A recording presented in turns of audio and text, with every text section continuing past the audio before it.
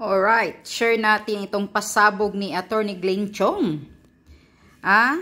He lost 2.1 million pala dahil binigay daw niya kay BBM. Tapos ngayon si Lisa, nagmamayabang na may utang na loob pa daw si Glenn Chong sa kanya. Sabi pa ni Attorney Glenn Chong, 2.1 million ang nawala sa kanya, binigay niya kay Kuting. Tinulong kay Kuting. Okay, pakinggan niyo itong sinasabi ni Attorney Glenn Chong. Saan na yun? Okay. 100,000 up to today.